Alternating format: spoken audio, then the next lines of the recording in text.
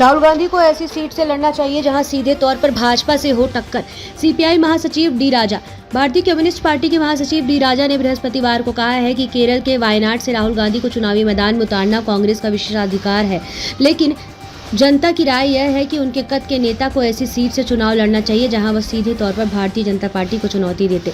वायनाड से भाकपा ने राहुल गांधी के खिलाफ राजा की पत्नी एनी राजा को उम्मीदवार बनाया।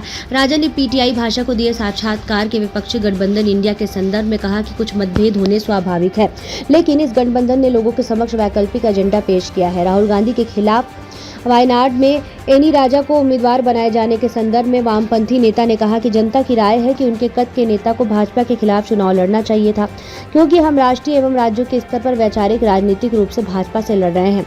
राजा ने कहा केरल एक ऐसा राज्य है जहां मुख्य चुनावी मुकाबला एलडीएफ और यूडीएफ के बीच और वहां केवल 20 सीट है। एलडीएफ के भीतर हमारी पार्टी भाकपा को चुनाव लड़ने के लिए 4 सीटें मिलती है। राज्य इकाई ने सर्वसम्मति से 4 सीटों के लिए उम्मीदवारों का प्रस्ताव रखा है और पार्टी के राष्ट्रीय नेतृत्व ने इसे मंजूरी दे दी है। राजा का कहना है कि अब यह कांग्रेस पार्टी को तय करना है कि वह क्या करना चाहती है, क्योंकि यह किसी भी राजनीतिक दल का विशेषाधिकार है कि वह अपनी पसंद के उम्मीदवार या क्षेत्र का चयन करे। केरल में वामपंथी गठबंधन एलडीएफ की सरकार और कांग्रेस की अगुवाई वाला यूटीएफ मुख्य विपक्ष है।